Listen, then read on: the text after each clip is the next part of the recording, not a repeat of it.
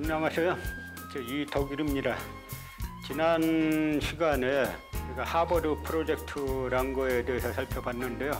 이번 시간에는 이어서 동북아 역사 지도 사업이라는 것에 대해서 한번 살펴보려고 합니다.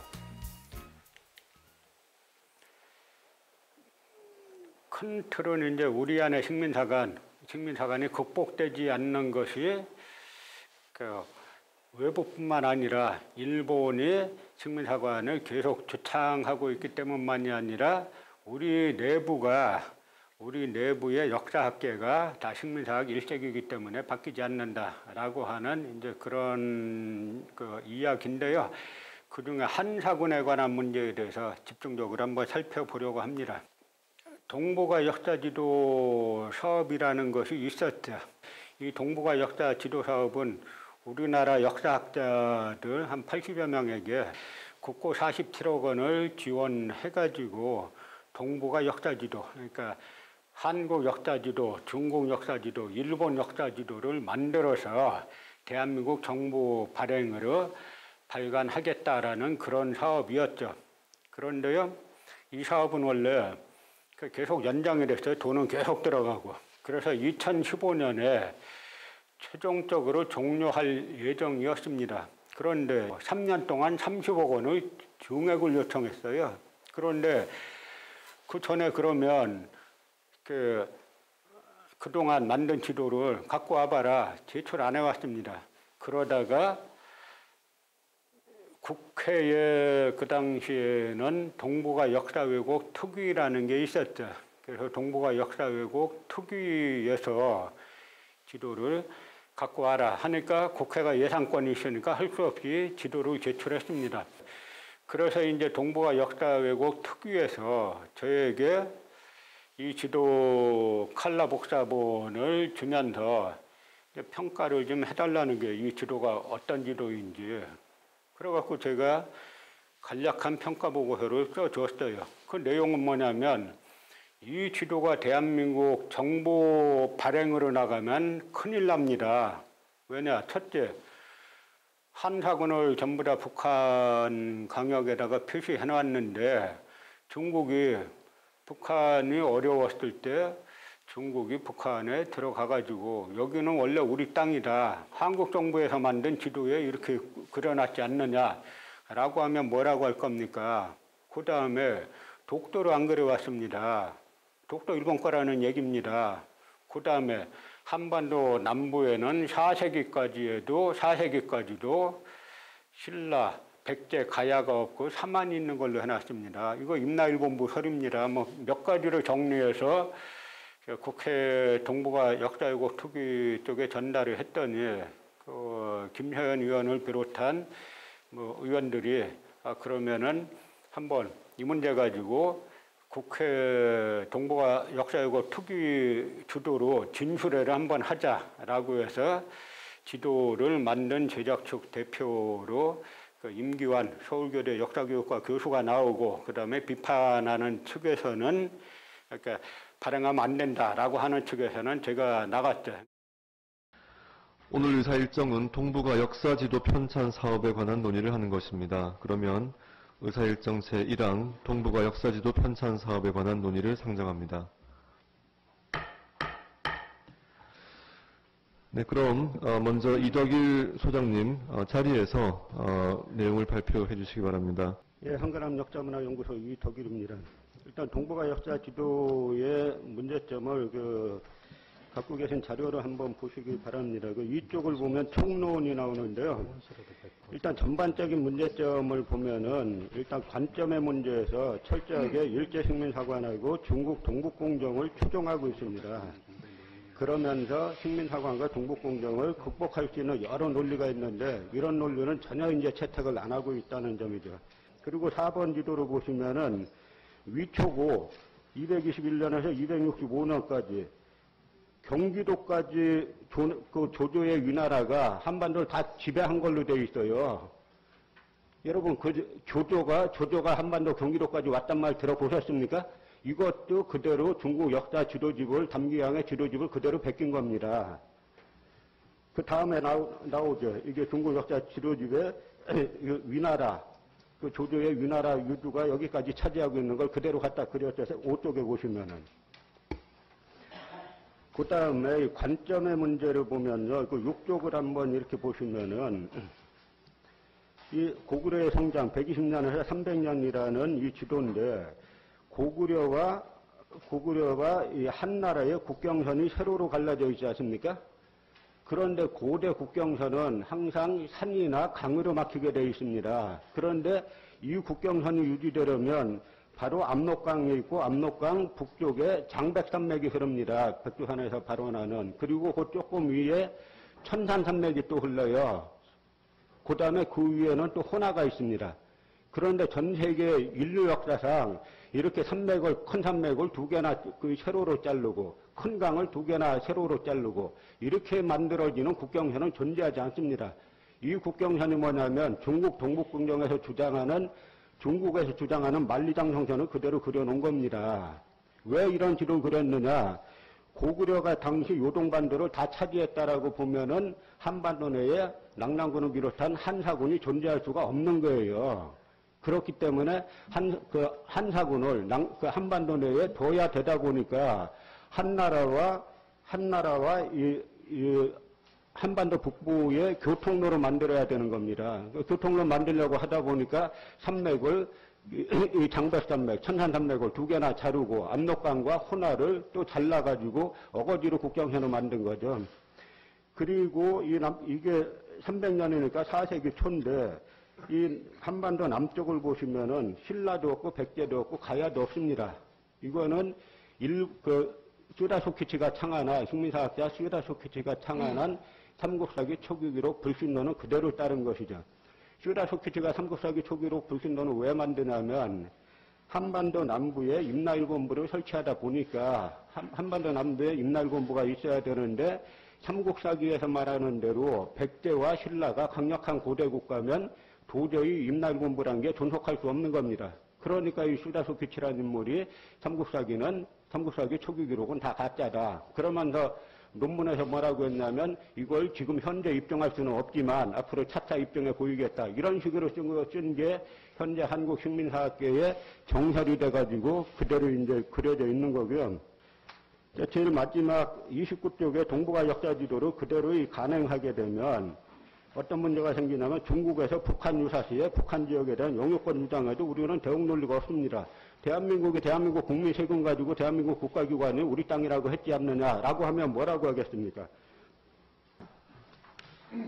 예, 수고하셨습니다.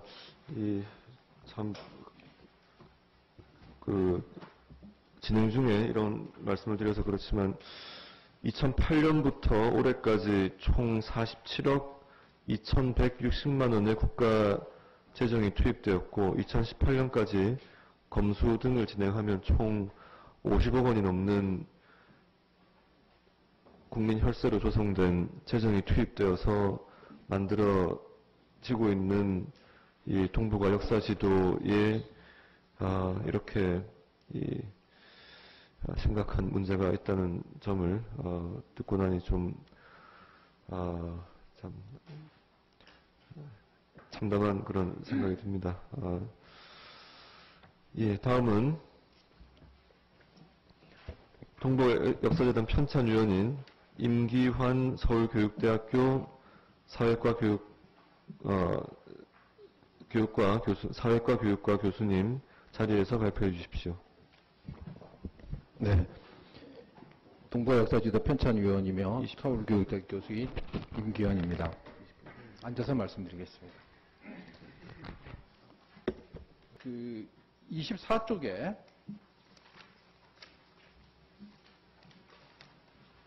독도 지도 말씀하셨습니다. 지적한 대로 이 지도에서 독도가 누락이 되었습니다. 이건 저희의 실수입니다. 저희 지도는 GIS 프로그램, 디지털 프로그램을 이용해서 만들기 때문에 매 지도에 출력의 범위를 정하게 됩니다. 아마 지금 저희가 지도가 완성된 게 아니고 계속 수정 보완해 나가는 과정에서 이 지도를 할 때 아마 이 부분이 좀 잘못 잘린 것 같습니다. 두 번째로 지적하신 삼국사기 초기 기록 불신에 대한 입장에 대해서 말씀을 드리겠습니다. 삼국사기 초기 기록이라고 하는 것은 저희가 중앙집권적 국가체제의 토대가 구축되기 이전의 기록으로서 삼국사기 초기 기록에 대해서는 아까 이덕일 소장께서 지적하셨듯이 불신론이 있습니다. 그리고 이것을 믿자라는 신빙론도 있고 이런 것들을 재구성, 비판적으로 재구성해야 된다는 그런 주장이 있습니다. 불신론은 식민지 하학에 의해서 제기되었던 것은 맞습니다. 그래서 그건 이미 한국학회에서 폐기되어 있습니다. 삼국사기 초기 기록을 믿지 않는다. 아무도 없습니다. 저 역시 삼국사기 초기 기록에 의존해서 역사를 구성하고 논문을 쓰고 많은 학자들이 있습니다. 그거는 지금 출간되어 있는 우리 한국 고대에서의 많은 논문들을 보면 삼국사기 초기 기록이 어떻게 활용되고 있는지 잘 알고 계실 겁니다. 근데 불신하고 있다라는 지적은 현재 학계의 움직임을 전혀 보지 않은, 이해하지 못하는 말씀이라고 생각이 됩니다. 다만 한국 학계에서는 이걸 무조건 믿을 것이냐 아니면 이것을 비판적으로 검토할 것이냐라는 논의가 진행되고 있습니다. 삼국사기 초기 기록은 삼국의 역사만을 다루고 있는 것입니다. 부역, 가야, 발해에 대한 동기는 설정되어 있지도 않습니다. 또 백제와 신라국 중심으로서 구성되어 있기 때문에 이 시기에 존재했던 삼한의 다양한 국가의 존재들을 사상시키고 있습니다. 역사의 역동성을 바라보기 위해서는 백제 신라 만의 중앙의 그 만호, 나중에 통합을 했던 백제와 신라만으로 구성하는 것이 아니라 오히려 서방과 관련되어서 그 시기 역사를 풍부하게 구성하는 것이 올바른 역사적 태도라고 생각을 합니다. 삼국사기 초기 기록에 대한 맹목적인 신빙론은 삼국 중심으로 파악하게 되고 삼국사기 초기 기록이 어떻게 구성되었는지 그 자료가 어떻게 되었는지 자료적 검토를 하지 않은 그런 지적이라고 생각이 됩니다. 삼국사기 초기 기록을 불신하지 않는다고 하셨는데 네. 그러면 삼국사기 초기 기록을 반영한 지도를 만드신 게 있으니까 이 안에서 삼국사기 초기 기록이요. 삼국사기 초기 기록에 여러 가지 지명들이 나와 있습니다. 예, 삼국사기 초기 기록에도 소국들의 지명들이 나와 있습니다. 이 소국들의 지명들을 저희가 지도에 반영을 하고 있습니다. 제가 한 말씀 드려도 되겠습니까?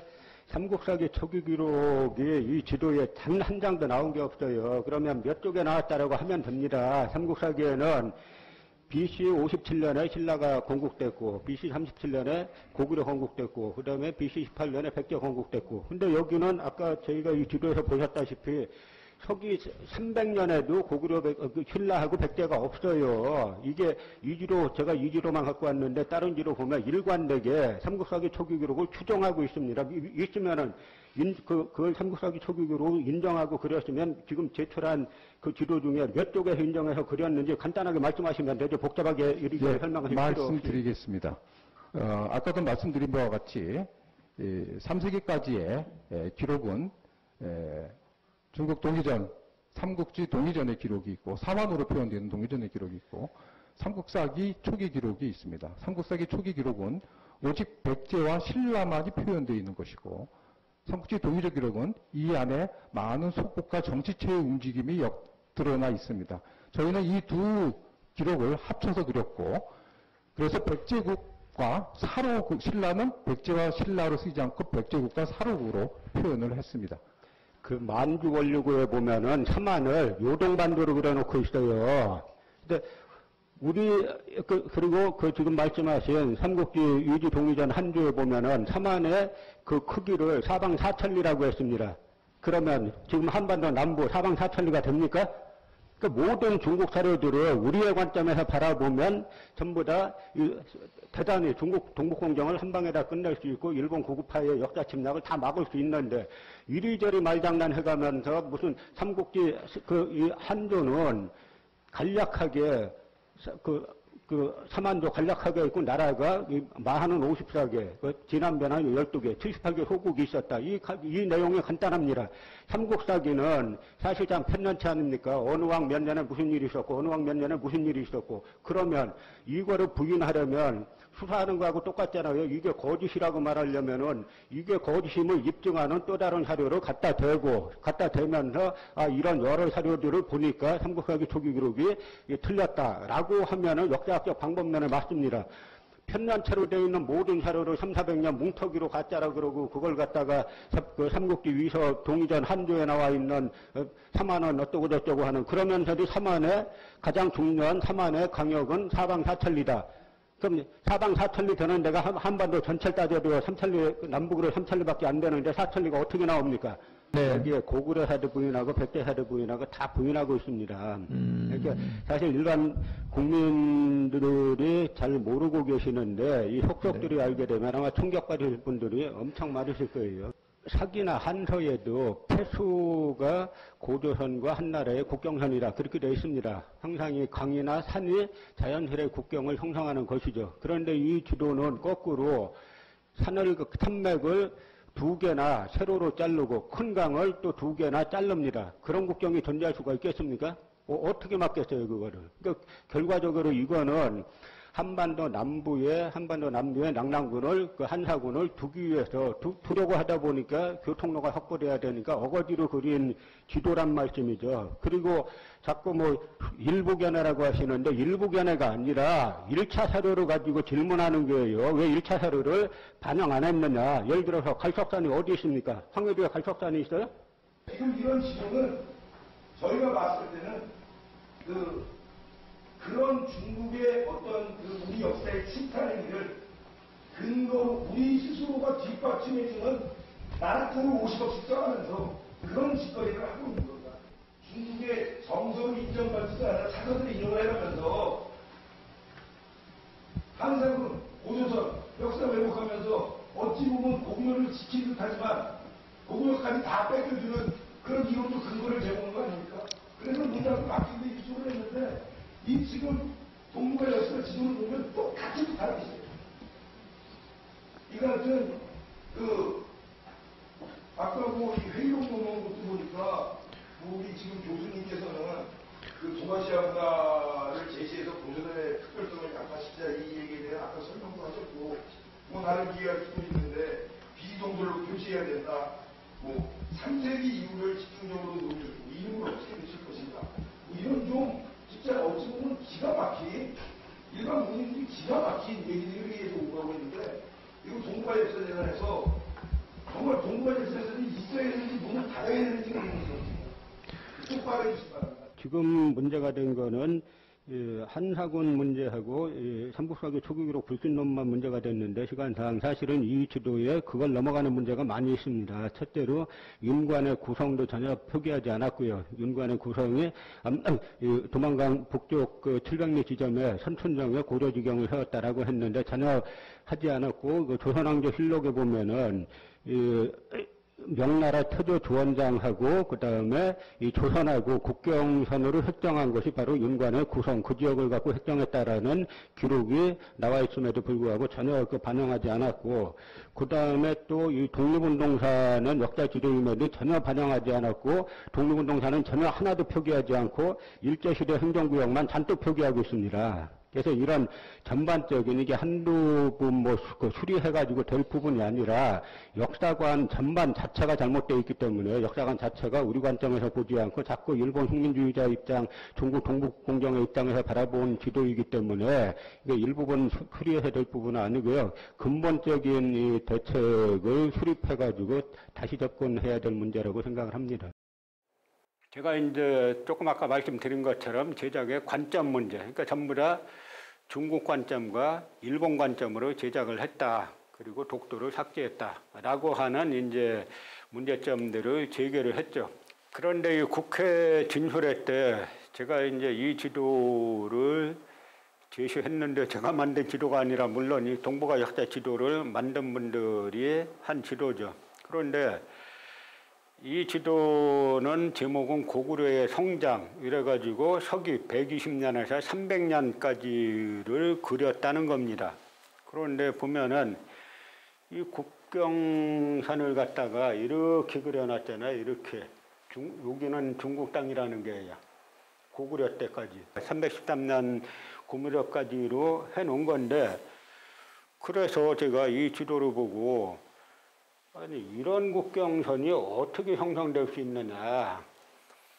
국경선이란 건 뭡니까? 특히 고대 국경선은 다 뭘로 나뉘어져요? 강이나 산맥으로 자연 국경이 형성되죠. 그런데 저런 국경선이 있으려면은 이 세로로 잘랐지 않습니까? 그럼 산맥을 몇 개를 잘라야 되냐면 큰 산맥만 낭림산맥, 장백산맥, 천산산맥 3개를 세로로 잘라야 돼요. 그리고 강은 호나와 압록강, 그 강들이 더 많아요. 그런데 이 강들을 갖다 전부 다 세로로 잘라야 됩니다. 우리가 현재 북한과 임진강 하나가 이렇게 흐르니까 그 임진강의 철책을 얼마나 많이 세워놨어요. 임진강이 동서로 이렇게 딱 흐르면 간단한데 임진강이 동서로만 흐르는 게 아니라 남북으로 흐르니까 한번 자유로 타고 한번 가보세요. 얼마나 많은 철책들을 해놨나. 그런데 이 고대에 국경선을 이렇게 해놨어요. 그래서 제가 이런 국경선 어느 사료에 나옵니까? 고구려와 한나라의 국경선을 아까 말씀드린 대로 세로로 끄는 이 사료적 근거가 뭡니까? 네, 지도에 말씀드리겠습니다. 이 시기에 자료를 검토했을 때 고구려가 정복하고 있던 영역들의 교통로를 중심으로 해가지고 그 지점들을 찾습니다. 그러니까 그 자료가 뭐냐 이거죠. 1차 자료가. 삼국사기 자료들입니다. 예? 삼국사기 자료, 삼국지 자료들입니다. 아까 삼국사기에는 태조왕이 요소에 10개 성을 쌓고 모본왕이 어양삼국 부평 여기를 다 공격했다라고 그거는 삼국사기에도 나와 있고 후한회도 나와 있어요. 그건 저는 인정 안 하죠. 근데 삼국사기에 고구려가 이 천난산맥을 자르고 그다음에 천난산맥 장백산맥 자르고 강을 다 잘라갖고 강을 했다는 삼국사기 자료가 어디 몇 조에 있어요. 저희 의원님도 조금만 시간 계시면 저기에 다 띄워볼 수 있어요. 삼국사기 자료를 1차 자료 다 떠 있습니다. 어디 있어요? 삼국사기 어느 왕 몇 년도에. 삼국사기 자료와 제가 지금 갑자기 기억이 잘 나지 않는데 삼국사기 자료, 삼국기 자료 종합적으로 검토한 결과라고 말씀드립니다. 고구려사 전공하시는 분이 고구려사에 관한 그 삼국사기 사료 정도를 몰라서야 지금 제가 여기서도 말씀드리는 양맥, 소수맥 이런 것들의 정복한 그 부분들을 가지고 말씀을 드리는 겁니다. 삼국사기 어느 왕 몇 년도에 고구려가 중국과 이렇게 세로 국경선을 했다고 나옵니까? 하니까 갑자기 생각이 안 난다는 거예요. 근데 이 선이 뭐냐, 지금 이 국경선이 중국에서 말하는 만리장성선이에요. 그리고 300년까지인데, 그러니까 서기 4세기 초인데도 한반도 남부에는 신라도 없고 백제도 없고 가야도 없어요. 사만이 있어요. 다 시우라소케치 이만희시루에 삼국사기 불신론을 갖다가 그려놓은 겁니다. 비슷한 시기에 일본에는 이만한 거의 통일제국이 있어요. 그런데 고대 한일 관계에 대해서 가장 많은 논문을 쓴 분이 고려대 사회학과 이제 명예교수였다가 돌아가신 최재석 교수님이신데요. 이분은 고대 한일 관계사에 대해서 300편의 학술 논문하고 30권의 학술 저서가 있는 분이에요. 그런데 남한 강단사학은 이 최재석 교수란 분은 존재하지 않는 걸로 완전히 지워버린 그런 분이죠. 이분만큼 이 시기에 대해서 공부 많이 한 분은 찾기 힘들어요. 근데 이분은 뭐냐면 7세기에 고대 야마도회는 요만하다는 거예요. 대화회. 야마도회는 지금의 나라 근처에 요만한 나라인데 이 사람들은 이만하게 그려놨어요. 이만하게. 왜냐? 동북아 역사지도 국고로 만든 지도는 이만하게 그려놨어요. 왜 그러냐면 이만하게 그려놔야 한반도 남부 저 가가지고 식민지를 세울 수 있지 않나. 이 논리예요. 아까 이 지도에서 4세기에 본 이 지도의 이 선, 고구려와 중국의 국경선, 이게 바로 중국에서 주장하는 만리장성 선이죠. 중국의 만리장성은 원래는 하북성 여기까지밖에 못 온 걸 갖다가 지금 여기까지 왔다라고 우기고 있는 건데요. 이건 조금 뒤에 말씀드리겠습니다. 중요한 판단 기준은 뭐냐면 중국의 고대 사료들, 한사군이 실제로 있었던 시기에 쓰여진 중국 사료들은 뭐라고 말하고 있나, 이게 중요하죠. 그 후한서 건무 6년도에 보면은 낙랑군은 옛 조선국이다. 낙랑군 고 조선국이야. 제 요동에 있다 그러죠. 요동에 대해서 제가 아까 말씀드렸죠.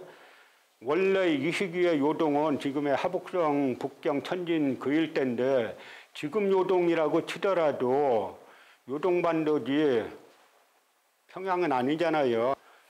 두 번째 후한서 최인열전 보면 장자면은 낙랑군에 속해 있는데 그 땅은 요동에 있다. 장자면 속 낙랑군 기지 제요동 그 땅은 요동에 있다. 이건 뭐냐면 낙랑군 산하의 속현이 군 하나의 읍면 단위의 속현이 한나라 전 한때는 서한때는 25개가 있다가 후한때는 18개로 줄어들죠. 고구려가 계속 공격하니까 줄어드는데 그 중에 하나가 장자면인데 그 장자면은 귀지제 요동에 있다 그러잖아요. 그 다음에 태평환욱이라는 그 북송의 낙사가 편찬한 책이 있는데 이 책은 뭐냐면 노령연의 조선성이 있어요. 이 조선성이 뭐냐면 바로 낙랑군 조선현을 말하는 건데요. 여기에 대해서 이 조선성은 기자가 은나라로 봉함을 받은 지역이다. 이 사람이 말하는 노령현 지역은 어디냐면 그 낙랑군 조선현 자리가 어디냐면 지금의 하북동 노령현이라고 있습니다. 거기라고 말하는 거예요. 똑같이 그 일통지 대원 일통지를 뜻하는 건데 원나라 때 만든 대원 일통지를 뜻하는 건데 조선성이 영평부 경내에 있는데 영평부가 바로 지금의 하북동 노령현이에요. 그러니까 중국 사료들은 일관되게 낙랑군의 위치가 어디 있느냐 고대 요동에 있다 지금의 하북성에 있다 이렇게 말하고 있는 거죠. 그러면은 이 사료에 대해서 뭔가 설명을 해야 되잖아요. 설명을 안 해요. 안 하고 이런 자료는 없는 걸로 하고 그냥 넘어가자. 그래서 예전에 한번 동북아 역사재단에서 계속 이제 식민사학이라고 비판을 받으니까 동북아 역사재단 이사장은 사학과 교수 출신이 오면 완전 식민사학으로 가는데 정치학과나 딴과 출신들이 뭐 이사장으로 오면 정치학과에서 왜 식민사학이라고 욕을 먹을 필요가 있느냐라고 해갖고 그 당시 김호섭이라는 중앙대 정치학과 교수가 동북아재단 이사장을 했어요. 그래서 이 김호섭 이사장이 저 강단사학자들하고 저희하고 한번 하북성 일대 가보자라고 해서 같이 간 적이 있어요. 그래서 제가 가기 전에 그럼 매번 저녁 때 세미나 합시다. 우리 쪽에 한 사람 나오고 저쪽에 한 사람 나와서 해봅시다. 좋다 그래갖고 제가 이 사료들을 쭉 제시하면서 이 많은 사료가 낙랑군이 요동에 있다 그러면 당신도 역사학자 아니냐. 그러면 이 사료에 대해서 뭔가 설명해야 될 거 아니냐. 이 사료 그냥 없다 그러면 그게 역사학이냐. 낙랑군이 지금의 평양에 있었다는 사료 한 개만 내봐라. 한 개. 빵개 아니냐 빵개. 조용해요. 근데 하나만 열구현에 대해서만 말씀드리면요. 지금의 그 낙랑군에 열구현이 있는데 낙랑군 열구현이라는 열구는 뭐냐면 열수라는 강이 있는데 열수라는 강의 입구에 있어갖고 열구라는 이름이 붙은 거예요. 그런데 열수라는 강은 어디 있냐? 중국 사료에 딱 2번 나와요. 여기에 열구는 곽박주 산해경왈. 이게 뭐냐면 산해경이라는 책에 곽박이 주석을 달았는데 거기 뭐라고 했냐면 열은 수명, 강의 이름이다. 열수 제요동, 열수는 요동에 있다. 열수는 요동에 있다 그러죠? 이걸 갖다가 후한서 군국지에 실은 게 열수에 관한 기록의 전부입니다. 사실은 둘이 아니라 하나인 거죠. 이 산해경에 곽박이 주석단 열수는 요동에 있다. 그런데 그 요동이면은 최소한 지금의 하북성이 아니라고 하면은 요동반도에서 찾아야 되잖아요. 이런 사료 모른 척하고 열수는 낙랑군 열구현은 황해도 운율이야. 그리고 열수는 대동강이야. 대동강이란 근거 뭐 있는데요? 이 낙랑군이 어디 있었나라는 거에 대해서 가장 많은 자료를 제공하는 것이 사기 하본기의 주석으로 제시한 태강지리지인데요. 태강지리지에서 뭐라고 말하냐면 태강지리지에서 말하기를 낭랑수성연 유갈적단 장성속이 이렇게 말해요. 낭랑군에는 수성연이 있는데 첫째 수성연이 있죠. 두 번째 거기에는 갈적단이란 산이 있다. 그리고 그곳이 만리장성의 기점 동쪽 끝이다. 이렇게 되어 있죠. 그러니까 낭랑군의 위치를 찾으려면은 낭랑군 수성연이 어디 있나 찾아보고 두 번째 갈적단이 어디 있나 찾아봐야 되죠. 그리고 만리장성의 동쪽 끝이 어디인가를 찾아봐야 됩니다. 이게 중국의 동북공정 지도인데요. 이 동북공정 지도에서 바로 낭랑수성연, 아까 우리가 조금 전에 살펴본 낭랑수성연을 한번 살펴보자. 그러면 중국 동북공정 지도에서 이 수성을 갖다가 평양 부근에 갖다 놨죠. 만리장성을 여기 근처까지 끌어다 놨죠. 그런데 뭐라 그랬어요? 태강지리지는 낭랑수성연에는 유갈적단이라 그랬죠. 갈적단이 있다 그랬죠. 갈적단은 어디다 갖다 놨어요? 여기다 갖다 놨어요. 여기 하북성에다가. 중국 동북공정 지도가. 그럼 이상하죠? 갈적단은 왜 여기다 못 그려놨냐? 갈적단은 우리로 치면은 설악산이나 지리산쯤 되는 산이에요. 중국에서 구둥황제산, 진시황부터 유세황제, 조조 비롯해서 한무제 여러 황제들이 9명의 황제가 올랐다고 하는 대단히 유명한 산이기 때문에 여기다 못 갖다 놨어요. 우리가 역사왜곡 한답시고 설악산을 갖다가 대만에다 갖다 놓고 설악산을 갖다가 중국의 산서성에 갖다 놓으면 2000년 전 얘기니까 딴 건 잘 몰라도 아니 설악산이 왜 산서성에가 있고 설악산이 왜 대만에가 있지? 이럴 거 아니겠어요? 그러니까 중국에서 역사왜곡하면서도 갈적단은 여기 못 그려놨어요. 이 지도 한 장으로 중국의 동북공정은 다 파탄 난 겁니다.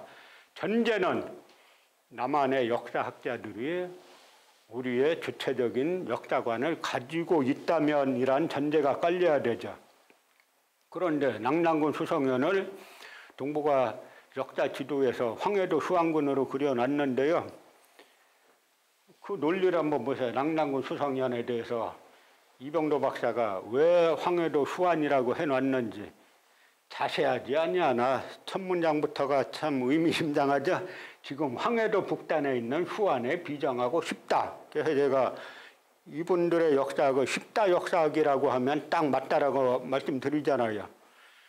수안에는 숭남산천 쪽에 요동산이란 산명이 보이고 이분들이 일단 친절하지가 않아요. 황해도 수안에는 숭남산천 쪽 이게 뭐냐면 동국여지 숭남 황해도 수안군 쪽가 있는데 거기에 찬천에 관해서 쓴 게 있어요. 거기에 요동산이라는 산명이 보이는데 이게 갈적산이 아니냐 하는 이야기입니다. 그 다음에 거기에 관방조는 방어시설, 성 같은 걸 써놓은 건데요. 관방조에 후대소축, 후대에 쌓은 성이지만 방원진의 동서행성의 속성이 있고 방원진 속성이 있는데 이 방원진 속성이 만리장성 아니냐 하는 이야기예요. 여러분 만리장성은 뭘로 쌌어요? 벽돌로 쌌죠? 속성은 우리 성은 원래 자연석을 다듬어서 쌌죠? 우리 성이지 만리장성하고 아무 상관없어요. 그런데 그렇게 주장하는 겁니다. 또 진지의 이 수성연도에는 이것도 친절하지가 않죠. 진지가 뭐냐면 진서, 제가 지난 시간에 위초고가 싸우다가 결국은 사마이 집안의 진나라가 통일했다라고 했는데 이 진나라에 대한 역사서인 진서지리지에는 수성연에 진대장성지 속이라는 기재도 있다. 이건 뭐냐면 낭랑군 수성연에 대한 설명이지 황해도 수안에 대한 설명이 전혀 아닌 거죠. 마구잡이로 뒤섞어 놓는 거예요. 그러다 보니까 자기도 이 진장성설은 터무니없는 말이지만 아마 당시에도 요동산이란 명칭과 어떠한 장성지가 있어서 그러한 부해가 생긴 것이 아닌가 생각된다. 그릇된 기사에도 어떠한 꼬투리가 있는 까닭이다. 이걸 학자의 글이라고 볼 수가 있어요. 낭랑군 수성연을 황해도 수안으로 비정하려면 학자는 어떻게 해야 됩니까? 어떤 책에 어떤 역사서에 낭랑군 수성연이 황해도 수안으로 나온다. 이렇게 해야 되는데 자세하지 아니하나 터무니없는 말이지만 그릇된 기사에도 비학문적인 용어를 잔뜩 나열하고 결론은 항상 같아요. 낙랑군 수성현이 황해도 후한이다 라고 쓴 이걸 갖다가 동북아 역사 지도 만들면서 낙랑군 수성현을 황해도 후한으로 비정하고 그래서 만리장성을 그 근처까지 갖다 놨죠. 그런데 이분들 얘기는 다 일본이니까 다 갖다 베낀 거예요. 이나바 유아기치라는 이병도 박사의 스승이 있는데 조선자편후에 조선총독부 조선자편후에 있었죠. 이나바 유아기치가 낙랑군 수성현 함쓰면서 진나라의 만리장성의 동쪽 끝은 지금 조선의 황해도 후한의 경계에서 시작하는 것은 한서 지리지에 의하여 의심할 것이 없다. 이 식민사학자들이 의심할 것이 없다. 이렇게 써놓으면 거짓말이구나. 보면 100%예요. 한서지리지. 제가 다 봤어요. 한서지리지에는 황해도 후한은커녕 한반도에 대한 얘기가 빵이에요. 하나도 없어요. 그냥 누가 한서지리지 보겠어. 우리가 주장하면 되지 하는 걸 갖다가 그대로 써놨는데 이걸 갖다 중국에서 이게 웬 떡이야 라고 해가지고 그대로 받아들였죠. 그래서 이게 지금 전 세계적으로 통용되는 중국에서 한문으로도 쓰고 영어로도 써가지고 더 그레이트 월 오브 차이나 이 만리장성 지도 만리장성이 여기까지 온 걸로 전 세계에 퍼뜨리고 있어요. 그럼 동북아 역사 재단이나 국고를 쓰는 대한민국 국고를 쓰는 국가기관에서는 어떻게 해야 됩니까? 만리장성은 최종적으로 온 것이 여기에 있는 그 진왕도의 산해관이 있잖아요. 그 산해관까지 온 게 명나라 때인데 명나라 때 가장 동쪽으로 온 게 하북성 산해관이에요. 우리가 그런 논리 제시해야 되는데 뭐라고 해놨죠 아까. 그냥 만리장성 선을 갖다가 황해도 수안까지를 그려놨죠. 이런 지도를 대한민국 국고로 만들려고 했던 거죠. 북한학계에서는 낙랑군과 한사군 위치에 대해서 뭐라고 말하고 있냐면 고조선을 강점한 한나라 침략자들은 고조선 영역 안의 낙랑군, 오늘의 요동반도 천산산맥 줄기서쪽 료하 하류역을 비롯하여 진반, 임둔, 현도 등 4군을 설치하였다라고 해가지고 북한에서는 현재의 요녕성 요하 구역으로 비정하고 있습니다. 그런데 현재 남한의 민족사학계는 이 일대가 아니라 지금의 하북성 일대라고 이제 비정하고 있어가지고 좀 이제 다르죠.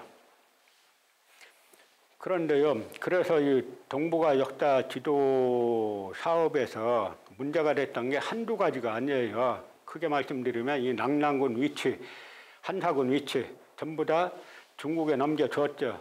이게 문제가 됐고 또 하나는 한반도 남부에는 4세기 때까지 신라도 없고 백제도 없고 가야도 없고 사만이 있었다 하는 이것도 문제가 됐고 제가 다음 시간에 자세하게 말씀드리겠습니다마는 뭐가 있냐면 이 독도를 끝까지 안 그려왔어요. 이런 것이 문제가 돼가지고 결국 이 동북아 역사지도 사업이 진행할 수가 없게 됐죠.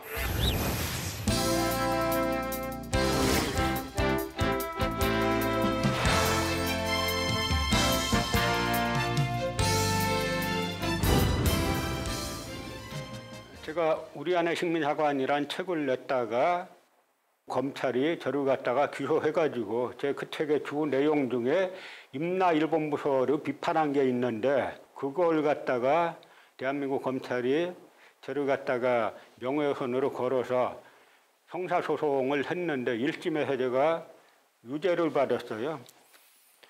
그 재판도 나중에 한번 제가 시간 되면 이제 말씀드릴 건데요. 1심 제가 피고인 진술을 하고 나오니까 제 재판 때 이제 박찬종 전 의원이 그 공익변론을 해줬는데 제가 그랬죠. 아니 지금 검사 임무영이라는 사람이 검사였는데 검사 임무영의 기소장은 보면은 검사 임무영의 독후감 아니냐.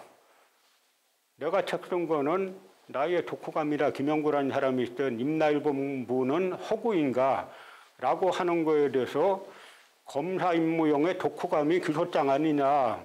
그럼 유독일선 우리 안의 식민사관은 나의 독후감인데 그럼 앞으로는 역사학자가 책을 쓰려면 검찰청 먼저 가가지고 저는 이렇게 봤는데 내도 되겠습니까? 그렇게 하고 책을 써야 된다는 얘기냐. 하니까 박찬정 그 원로 변호사죠. 끝나고 나오는데 제 손을 꼭 잡더니 소장님 걱정하지 마세요. 이건 100% 무죄 나옵니다. 이 사건 자체가 성립이 안 되는 거예요. 그랬는데 모두의 예상을 뒤엎고 나상원 판사라는 사람이 징역 6개월에 집행유예 2년을 선고했어요. 그랬더니 저 역사비평이라는 데서 한국 고대사와 사이비 역사학 이란 걸 갖다가 2번에 걸쳐서 연재하는데 그 연재를 하면서 핵심은 뭐냐면 이제 죽이자, 유죄 판결 받았으니까 죽이자, 그리고 조선총독부 역사관은 영원하다라고 하는 특집을 2차례에 걸쳐서 냈어요. 그런데 거기에 대해서 세칭 젊은 역사학자 모임 해가지고 여기 나와 있는 뭐 위가야, 규경양, 안정준 이런 사람들이 그 논문을 실었죠.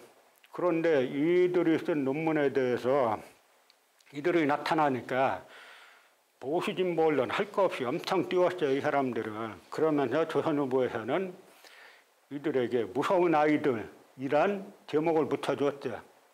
그런데 그러면서 무서운 아이들이란 제목을 붙여주면서 뭐라고 썼냐면 앙팡 테리블이라는 거예요. 앙팡 테리블이 뭡니까? 프랑스 소설가 장 콕토의 소설가 제목이죠. 앙팡 테리블은 뭐냐면 기존 관념에 도전하는 걸 갖다 무서운 아이들이라고 하는 건데 여기서 말하는 이 젊은 학자들은 뭐냐면 총독부 역사가 만세하는 건데 그게 무서운 아이들이라는 거예요. 앙팡 테리블이라는 거예요. 진짜 무서운 아이들은 2 종류가 있는 겁니다. 하나는 진짜 앙팡 테리블, 기존 관점에 도전하는 젊은이들이 앙팡 테리블이죠. 또 하나 무서운 아이들은 페루나들이에요. 부모도 찔러 죽이고 막 하는 그런 페루나들이죠. 뭐 이 젊은 뭐 역사학자들을 갖다가 조선일보에서 앙팡 테리블이라고 했는데 맞는지 안 맞는지는 제가 여러분의 판단에 맡기겠습니다. 그런데 한국일보 조태성 기자가 6월 5일 그것도 딱 그 현충일 바로 전날에 대문짝만하게 냈어요. 그러면서 동북아 역사지도 사업에서 논란이 일었던 낙랑군의 위치 문제는 어떻게 보나라고 하니까 안정준이란 젊은 사학자가 낙랑군이 평양에 있다는 건 우리뿐 아니라 제대로 된 학자는 모두 동의한다. 100년 전에 이미 논증이 다 끝났다. 바뀔 가능성이 거의 없다고 보면 된다. 라고 하니까 김재원이 100년 전이라 하니까 자꾸 친일 사학 소리 듣는다. 하하. 그러니까 규경량이란 젊은 사학자가 그러면 200년 전 조선 실학자들이 논쟁을 끝났다라고 하자. 이게 학자의 말이에요. 낙랑군 위치 문제에 대해서 어떻게 보나 하면은 중국의 어떤 고대 사료 보니까 낙랑군이 평양에 있다고 나온다. 이렇게 말해야지 제대로 된 학자는 모두 끝났다. 100년 전에 논증이 다 끝났다. 그러니까 100년 전이라고 하니까 친일 사학조리 됐지 않냐. 그러니까 조선시대에 끝났다라고 하자. 그런데 이들이 여기에서는 그다음 뭐 100년 전에 논증이 다 끝났다. 어쩌고 했잖아요. 그런데 막상 이 안정준 이때는 강사였다가 깃발 들고 나오면서 곧바로 이제 서울시립대 교수가 됐는데요. 이 사람이 자기 논문 내고 역사비평에 뭐라고 썼냐면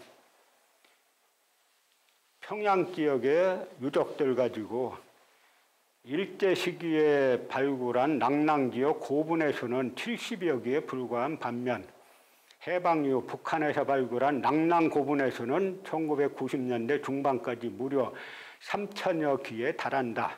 현재 우리가 아는 낙랑군 관련 유적의 대다수는 일제 시기가 아닌 해방 이후에 발굴되었다 해도 과언이 아니다. 이야기가 뭡니까? 남한뿐만 아니라 북한도 낙랑군은 평양이라고 본다라고 버젓이 쓴 거죠. 북한도 낙랑군을 갖다가 평양이라고 주장한다라고 논문에 버젓이 썼어요. 아마 이 논문도 이 교수되는데 아마 제출을 했을 겁니다. 그런데 이 부분에서는 제가 이 식민사학 부분에서는 보수진보 언론이 없다 그랬죠. 보수진보가 없어요. 우리 사회가 어떠냐면 구조가 식민사학을 비판하는 척하면 보수진보 언론이 다 띄워요. 그런데 실제로 식민사학을 해체하고 우리 독립운동가들의 주체적인 역사학으로 대체하겠다라고 하는 순간 보수진보 언론이 전부 적이 돼가지고 죽이자고 달려들어요. 여기에 충격받은 사람들이 많죠. 또 이런 언론들은 하나같이 반복을 조장하죠. 그러니까 우리가 지금 북한과의 마음의 거리가 상당히 멀어졌어요. 그 멀어진 이유는, 핵심 이유는 뭐냐면, 물론 우리나라 보수층들은 원래부터 북한을 무너뜨려야 될 세력으로 생각하죠. 짝퉁 진보들도 아닌 척하면서 이 반복을 갖다가 끊임없이 조장을 합니다. 지금 한겨레 20일 기룬양 편집장이라는 편집장, 일본 특파원 출신인데요. 이 사람이 느닷없이 한겨레 20일에서 사이비 역사학에 역습해가지고 단군하고 그려놓고 단군을 갖다가 아주 우리 민족의 국조인 단군을 존중하는 걸 갖다가 완전 사이비 역사학으로 몰았어요. 그러면서 바로 권두원에서 뭐라고 썼냐면, 지금까지 북한 지역에서 진행된 고고학 발굴 결과 평안도와 황해도 일대에 2,600여 개의 낙랑 고분이 확인됩니다. 옛 사서의 기록과 이 성과를 근거로 한국의 고대 사학자들은 대부분 낙랑군의 위치를 평양 인근으로 비정합니다.